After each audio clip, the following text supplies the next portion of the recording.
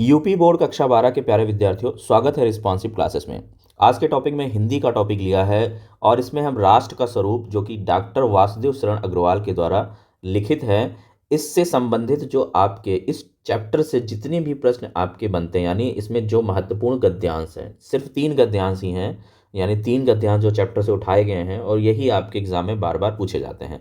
साथ ही साथ में हम लेखक का साहित्यिक परिचय और कृतियां जो 80 शब्दों में लिखना होता है वो भी बताएंगे। यानी ये पूरा चैप्टर आपका फिनिश, पूरा चैप्टर आपका तैयार, आप ये पढ़ लेंगे, इससे बाहर कुछ नहीं आने वाला है। इस प्रकार मैं सभी चैप्टर के सभी जीवन परिचय, सभी लेखकों के और गद्यांश पूरा आपको मैं करवा दूंगा।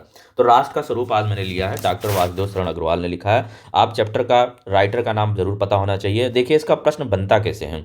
वासुदेव शरण अग्रवाल का संक्षिप्त जीवन परिचय देते हुए उनकी कृतियों पर प्रकाश डालिए। देखिए इस प्रकार का प्रश्न 9, 10 और 11 में बन के आया है। और वासुदेव शरण अग्रवाल का साहित्यिक परिचय देते हुए उनकी कृतियों पर प्रकाश डालिए। देखिए 12, 13, 14, 15, 16, 17, 18 इतनी बार ये रिपीट हुआ है, तो ये बार बार प्रश्न रिपीट होता है, इसके आने के चांसेस भी हैं। तो वासुदेव शरण अग्रवाल की साहित्यिक परिचय देना और उनकी कृतियों पर, यानी जो मैंने पूरा का पूरा जीवन परिचय, साहित्यिक परिचय, कृतियां लिखा, लेकिन जो आपका लिखने के लिए आएगा कि सिर्फ कृतियां लिखी हैं तो कृतियां ही लिखना है, साहित्यिक परिचय लिखना है तो साहित्यिक परिचय ही लिखना है। ठीक है, जीवन परिचय बताया तो सिर्फ जीवन परिचय ही लिखना है। ठीक है, हालांकि जीवन परिचय के साथ कृतियां जरूर आती हैं। तो इस प्रकार ये प्रश्न आएगा और जिस प्रकार मैंने यहाँ लिखा है ऐसे ही आपको एग्जाम में लिखना है। और उसके बाद इस चैप्टर के जितने भी गद्यांश, इंपॉर्टेंट गद्यांश है, तो तीन तीन गद्यांश ही जो है वहाँ से बनते हैं। और वहाँ गद्यांश 10 नंबर का आपका आता है। उसमें प्रश्न, उसमें 5 प्रश्न होते हैं, 5 प्रश्नों के उत्तर देना होता है, 2-2 मार्क्स के होते हैं। तो इतना ही आपको पढ़ना, इससे ज़्यादा कुछ नहीं पढ़ के जाना। इतना पढ़ के जाएंगे आपको पूरा फंस जाएगा। यहाँ पे देखिए जीवन परिचय सबसे पहले हेडिंग डालेंगे और लिखेंगे डॉक्टर अग्रवाल का जन्म 1904 ईस्वी में मेरठ जनपद के खेड़ा ग्राम में हुआ था। इनके माता पिता लखनऊ में रहते थे, अतः इनका बचपन लखनऊ में व्यतीत हुआ। यहीं इनकी प्रारंभिक शिक्षा भी हुई। इन्होंने काशी हिंदू विश्वविद्यालय में एमए तथा लखनऊ विश्वविद्यालय में पाणिनिकालीन भारत नामक शोध प्रबंध पर डीलिट की उपाधि प्राप्त की। डॉक्टर अग्रवाल ने पाली, संस्कृत एवं अंग्रेजी भाषाओं, भारतीय संस्कृति और पुरातत्व का गहन अध्ययन करके उच्च कोटि के विद्वान के रूप में प्रसिद्धि प्राप्त की और काशी हिंदू विश्वविद्यालय में पुरातत्व एवं प्राचीन इतिहास विभाग के अध्यक्ष और बाद में आचार्य पद को सुशोभित किया। डॉक्टर अग्रवाल ने लखनऊ तथा मथुरा के पुरातत्व संग्रहालयों में निरीक्षक पद पर, केंद्रीय सरकार के पुरातत्व विभाग में संचालक पद पर तथा दिल्ली के राष्ट्रीय संग्रहालय में अध्यक्ष तथा आचार्य पद पर भी कार्य किया। भारतीय संस्कृति और पुरातत्व का यह महान पंडित एवं साहित्यकार सन 1967 में परलोक सिधार गया। तो ये हो गया आपका जीवन परिचय। अब साहित्यिक योगदान देखते हैं। डॉक्टर अग्रवाल भारतीय संस्कृति, पुरातत्व और प्राचीन इतिहास प्रकांड पंडित एवं अन्वेषक थे। इनके मन में भारतीय संस्कृति और विज्ञान अनुसंधान की दृष्टि से प्रकाश में लाने की उत्कट इच्छा थी, अतः इन्होंने उत्कृष्ट कोटि के अनुसंधानात्मक निबंधों की रचना की। इनके अधिकांश निबंध प्राचीन भारतीय इतिहास और संस्कृति से संबद्ध हैं। इन्होंने अपने निबंधों में प्रागैतिहासिक, वैदिक एवं पौराणिक धर्म का उद्घाटन किया। निबंध के अतिरिक्त इन्होंने पाली, प्राकृत और संस्कृत के अनेक ग्रंथों का संपादन और पाठशोधन का कार्य किया। जायसी के पद्मावत पर इनकी टीका सर्वश्रेष्ठ मानी जाती है। इन्होंने बाणभट्ट के हर्षचरित्र का सांस्कृतिक अध्ययन प्रस्तुत किया और प्राचीन महापुरुषों श्री कृष्ण, वाल्मीकि, मनु आदि का आधुनिक दृष्टि से बुद्धिस्मृत चरित्र प्रस्तुत किया। हिंदी साहित्य के इतिहास में अपनी मौलिकता, विचारशीलता और विद्वता के लिए चिरस्मरणीय रहेंगे। इनकी कृतियां क्या हैं, तो भाई इनकी कृतियां, वासुदेव शरण अग्रवाल ने निबंध, शोध एवं संपादन के क्षेत्र में महत्वपूर्ण कार्य किया। इनकी प्रमुख रचनाओं का विवरण निम्नवत है। निबंध संग्रह है पृथ्वीपुत्र, कल्पलता, कला और संस्कृति, कल्पवृक्ष, भारत की एकता, माता भूमि, पद्मो पृथ्विया, वाग्यधारा आदि इनकी प्रसिद्ध निबंध संग्रह है। शोध प्रबंधन है पाणिनिकालीन भारतवर्ष। आलोचना ग्रंथ है पद्मावत की संजीवनी व्याख्या तथा हर्षचरित्र का सांस्कृतिक अध्ययन संपादन। पाली, प्राकृत और संस्कृत के एकाधिक ग्रंथों का यहाँ पे दिया गया है। साहित्य में स्थान, भारतीय संस्कृति और पुरातत्व के विद्वान डॉक्टर वासुदेव शरण अग्रवाल का निबंध साहित्य अत्यधिक समृद्ध है। पुरातत्व और अनुसंधान के क्षेत्र में उनकी समता कोई नहीं कर सकता। विचार, प्रधान निबंधों के क्षेत्र में तो इनका योगदान सर्वथा अविस्मरणीय है। निश्चय ही हिंदी साहित्य में इनको मूर्धन्य स्थान है। फिर यहाँ पे देखिए जो गद्यांश आए हुए हैं, इतने ही गद्यांश आपके आने वाले हैं। प्रश्न इसमें दिया गया है, दिए गए गद्यांश पर पढ़कर आधारित प्रश्नों के उत्तर लिखिए। प्रश्न यहाँ पे यही है, यानी गद्यांश है। धरती माता की कूख में जो अमूल्य निधियाँ भरी हुई हैं, ये पूरा आप पढ़ लेंगे। और यहाँ पे जो हाईलाइटेड है यानी अंडरलाइन वर्ड है, इसकी व्याख्या करनी होती है। ये आपका पूरा यहाँ पे ये दे रखा है, ठीक है, और ये कई बार रिपीट हुआ है। उपयुक्त गद्यांश के पाठ और लेखक का नाम ये आपको बताना है। 5 होता है तो 5 गुणे 2 ये 10 मार्क्स का आपका आता है, ठीक है। दिन रात बहने वाले नदियों ने किस प्रकार के पृथ्वी की देह को सजाया है? पृथ्वी की गोद में जन्म लेने वाले जड़ पत्थर कैसे सौंदर्य के प्रतीक बन जाते हैं? लेखक ने हमें किनके योगदान के बारे में बताते हुए उनके परिचय होने की प्रेरणा दी है? तो नीचे यहाँ पे उत्तर ले रखा है। उपरोक्त गद्यांश के पाठ और लेखक का नाम बताना है। तो प्रस्तुत गद्यावतरण हमारी पाठ्य पुस्तक गद्य गरिमा में संकलित एवं भारतीय संस्कृति अध्येता डॉक्टर वासुदेव शरण अग्रवाल द्वारा लिखित राष्ट्र का स्वरूप शीर्षक निबंध से अवतरित है। ये इसका गद्यांश हो गया। पाठ का नाम है राष्ट्र का स्वरूप और लेखक का नाम है वासुदेव शरण अग्रवाल। ऐसे भी आप इसका उत्तर लिख सकते हैं। रेखांकित अंश की व्याख्या क्या है? तो यहाँ पे देखिए रेखांकित अंश की व्याख्या क्या लिखी हुई है। यहाँ पे रेखांकित अंश लिखा हुआ है, पृथ्वी की गोद में जन्म लेने वाले जड़ पत्थर कुशल शिल्पियों से संवारे जाने पर अत्यंत सौंदर्य के प्रतीक बन जाते हैं। नाना भांति के अनगढ़ नग विंध्य की नदियों के प्रवाह में सूर्य की धूप से चिलकते रहते हैं। इसकी व्याख्या यहाँ पे देखिए लिखी है, रेखांकित अंश की व्याख्या। विद्वान लेखक ने कहा है कि धरती माता की कोख में अमूल्य रत्न भरे पड़े हैं। इन्हीं रत्नों के कारण पृथ्वी का एक नाम वसुंधरा यानी रत्नों को धारण करने वाली भी है। बहुमूल्य रत्न धातुएं एवं खनिज पदार्थ, अन्न, फल, जल और इसी प्रकार की असंख्य अनमोल वस्तुएं जिन्हें भूमि अपने आंचल में छिपाए रहती हैं, हमारा प्रगाढ़ परिचय होना ही चाहिए। फिर तीसरा लिखा है, दिन रात बहने वाली नदियों ने पहाड़ों को पीस पीस कर अगणित प्रकार की मिट्टियों से पृथ्वी की देह को सजाया है। पृथ्वी की गोद में जन्म लेने वाले जड़ पत्थर कुशल शिल्पियों को संवारे जाने पर अत्यंत सौंदर्य के प्रतीक बन जाते हैं, ठीक है। तो यहाँ पे देखिए प्रश्न लिख रखा है, ये तो व्याख्या हो गई। तीसरा प्रश्न हमारा ये था कि दिन रात बहने वाली नदियों ने किस प्रकार की पृथ्वी की देह को सजाया है। तो यहाँ पे तीसरा प्रश्न है कि उत्तर दे रखा है, दिन रात बहने वाली नदियों ने पहाड़ों को पीस पीस कर अगणित प्रकार की मिट्टियों से पृथ्वी की देह को सजाया है। यानी जब नदियाँ बहती हैं तो उससे क्या होते हैं, धीरे धीरे पत्थर कटते हैं और फिर वहाँ पे ये आके आपके जो मिट्टी है वो मिट्टी बन जाती है। पत्थर किस में कन्वर्ट हो जाता है, मिट्टी में। फिर चौथा है, पृथ्वी की गोद में जन्म लेने वाले जड़ पत्थर कैसे सौंदर्य के प्रतीक बन जाते हैं। तो पृथ्वी की गोद में जन्म लेने वाले जड़ पत्थर कुशल शिल्पियों के संवारे जाने पर अत्यंत सौंदर्य के प्रतीक बन जाते हैं। फिर पांचवा प्रश्न यहाँ पे है कि लेखक ने हमें किनके योगदान के बारे में बताते हैं उनके परिचय होने की प्रेरणा दी है। तो लेखक ने हमें छोटे छोटे पत्थरों के योगदान के बारे में बताते उनके अमूल्य निधियों से परिचित होने की बात कही है।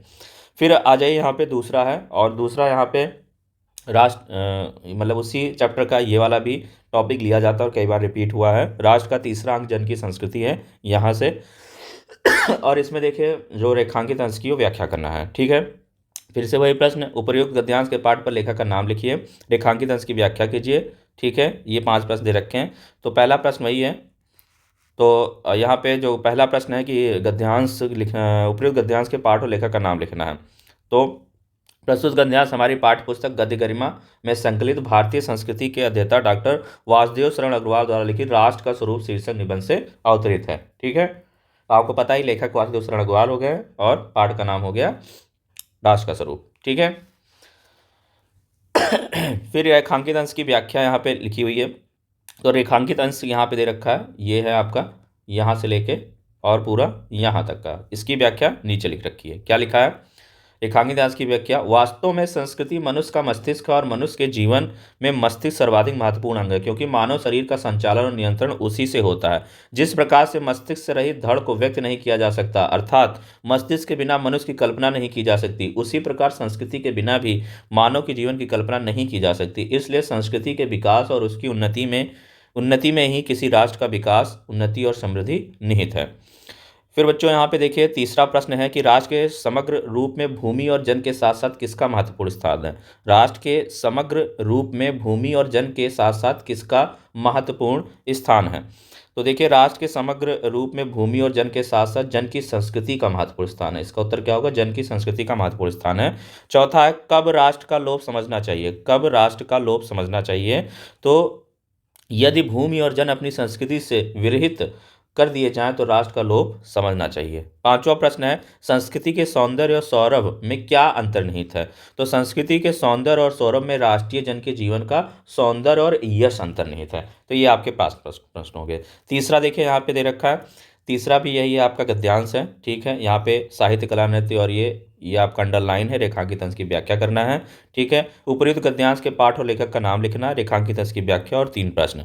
तो वही प्रस्तुत गद्यावतरण हमारी पाठ्य पुस्तक गद्यगिरमा में संकलित एवं भारतीय संस्कृति के अध्येता डॉक्टर वासुदेव शरण अग्रवाल द्वारा लिखित राष्ट्र का स्वरूप शीर्षक निबंध से अवतरित है। और अथवा आप ऐसे भी लिख सकते हो, पाठ का नाम राष्ट्र का स्वरूप और लेखक का नाम वासुदेव शरण अग्रवाल, ठीक है। रेखांकित अंश की व्याख्या, तो देखिए यहाँ पे ये दे रखा है, साहित्य कला नृत्य गीत अमोद प्रमोद अनेक रूपों में राष्ट्रीय जन अपने अपने मानसिक भावों को प्रकट करते हैं। आत्मा का जो विश्वव्यापी आनंद भाव है वह इन विविध रूपों में साकार होता है। यद्यपि बाह्य रूप की दृष्टि से संस्कृति के बाहरी लक्षण अनेक दिखाई पड़ते हैं, किंतु आंतरिक आनंद की दृष्टि से उनमें एक सूत्रता है। तो यहाँ की देखिए इसका व्याख्या मैंने लिखा है, क्या लिखा है कि लेखक कहते हैं कि एक ही राष्ट्र के भीतर अनेकानेक उप संस्कृतियां फलती फूलती हैं। इन संस्कृतियों के अनुयायी नाना प्रकार के आमोद प्रमोदों में अपने हृदय के उल्लास को प्रकट किए करते हैं। साहित्य कला नृत्य गीत इत्यादि संस्कृति के विविध अंग हैं। इनका प्रस्तुतिकरण उस आनंद की भावना को व्यक्त करने के लिए किया जाता है जो संपूर्ण विश्व की आत्माओं में विद्यमान है।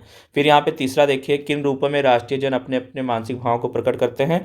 तो इसका उत्तर यहाँ लिखा है, साहित्य कला नृत्य आमोद प्रमोद अनेक रूपों में राष्ट्रीय जन अपने अपने मानसिक भावों को प्रकट करते हैं। और यहाँ पे देखिए चौथा है, सहृदय व्यक्ति किसको स्वीकार करते हुए आनंदित होता है। तो सहृदय व्यक्ति प्रत्येक संस्कृति के आनंद पक्ष को स्वीकार करते हुए उससे आनंदित होता है। फिर पांचवा प्रश्न यहाँ पे है कि प्रस्तुत पंक्तियों में लेखक ने राष्ट्र के किस स्वरूप पर प्रकाश डाला है। तो प्रस्तुत पंक्तियों में लेखक ने विविध संस्कृति वाले राष्ट्र की एक सूत्रता और उसकी एकीकृत स्वरूप पर प्रकाश डाला है। तो यहाँ पे ये तीसरा हो गया। और ये अंतिम ये चार व्याख्या आप पढ़ते जाइए, आपका हो जाएगा इसमें से एक ना एक जरूर पहुंच जाएगा 110%। पूर्वजों ने चरित्र और धर्म विज्ञान, यह चौथा है, चौथा व्याख्या जो आया हुआ है। पूर्वजों ने चरित्र धर्म विज्ञान साहित्य कला संस्कृति के क्षेत्र में जो कुछ भी पराक्रम किया है उस सारे विस्तार को हम गौरव के साथ धारण करते हैं और उसके तेज को अपने भावी जीवन में साक्षात देखना चाहते हैं। यही राष्ट्र संवर्धन का स्वाभाविक प्रकार है, ठीक है। वही प्रश्न यहाँ के 5 प्रश्न, 2 नंबर 5 दूनी 10 मार्क्स का। फिर से, प्रस्तुत गद्यावतरण हमारी पाठ्य पुस्तक गद्यगिरमा में संकलित एवं भारतीय संस्कृति के अध्येता डॉक्टर वासुदेव शरण अग्रवाल द्वारा लिखित राष्ट्र का स्वरूप शीर्षक निबंध से अवतरित है। पाठ का नाम है राष्ट्र का स्वरूप, लेखक का नाम है वासुदेव शरण अग्रवाल। रेखांकित अंश की व्याख्या करनी, तो यहाँ पे आप देख लीजिए ये रेखांकित अंश है और यहाँ पे हमें इसकी व्याख्या लिखनी है। क्या लिखी रेखांकित अंश की व्याख्या देखेंगे। विद्वान लेखक कहते हैं कि हमारे पूर्वजों ने धर्म विज्ञान साहित्य कला और संस्कृति के क्षेत्र में महान सफलताएं प्राप्त की हैं। हम उनकी उपलब्धियों पर गौरव का अनुभव करते हैं। उन्होंने जो महान कार्य किए हैं हमें उन्हें अपने जीवन में अपनाना चाहिए। हमें इसमें गौरव की अनुभूति होनी चाहिए कि हम उनके महान कार्यों का अनुसरण करते रहें। अपने पुरखों के महान आदर्शों को अपने जीवन में उतारने से हमारा जीवन सफल और महान बनेगा। राष्ट्र की प्रगति और समृद्धि का स्वाभाविक तरीका यही है। ऐसा करने से ही राष्ट्र की उन्नति संभव है। पूर्वजों ने चरित्र और धर्म विज्ञान साहित्य कला संस्कृति के क्षेत्र में जो कुछ भी उपलब्धियां की हैं उनको हम गौरव के साथ साथ साधारण करते हैं, ठीक है। तो ये यहाँ की व्याख्या आपका खत्म, ठीक है। और तीसरा प्रश्न यहाँ पे है, देखिए तीसरा प्रश्न क्या है कि पूर्वजों ने किन किन उपलब्धियों को हम गौरव के साथ धारण करते हैं। तो पूर्वजों ने चरित्र धर्म विज्ञान साहित्य कला संस्कृति के क्षेत्र में जो कुछ भी उपलब्धियां की हैं उनको हम गौरव के साथ धारण करते हैं। फिर चौथा प्रश्न यहाँ पे है कि किस राष्ट्र का हम स्वागत करते हैं। तो किस राष्ट्र का स्वागत करते हैं जहाँ अतीत वर्तमान के लिए भार रूप नहीं है, जहाँ भूत वर्तमान को जकड़ नहीं रखना चाहता है वरन अपने वरदान से पुष्ट करके उससे आगे बढ़ाना चाहता है, उस राष्ट्र का हम स्वागत करते हैं, ठीक है। फिर यहाँ पे प्रस्तुत गद्यांश का आशय स्पष्ट कीजिए। तो प्रस्तुत गद्यांश का आशय है कि प्रस्तुत गद्यांश का आशय है कि राष्ट्र की उन्नति उसकी प्राचीन परंपराओं से संदेश लेकर भविष्य के लिए समयानुकूल नवीन प्रयास करने का पर निर्भर करती है। तो बच्चों यहाँ पे देखिए मैंने पूरा पाठ पढ़ा दिया है। इस पाठ से इतना ही आने वाला, इससे ज़्यादा कुछ नहीं आएगा। तो सभी लोग इतना ही पढ़ लीजिए, आपका पहला चैप्टर तैयार हो जाएगा।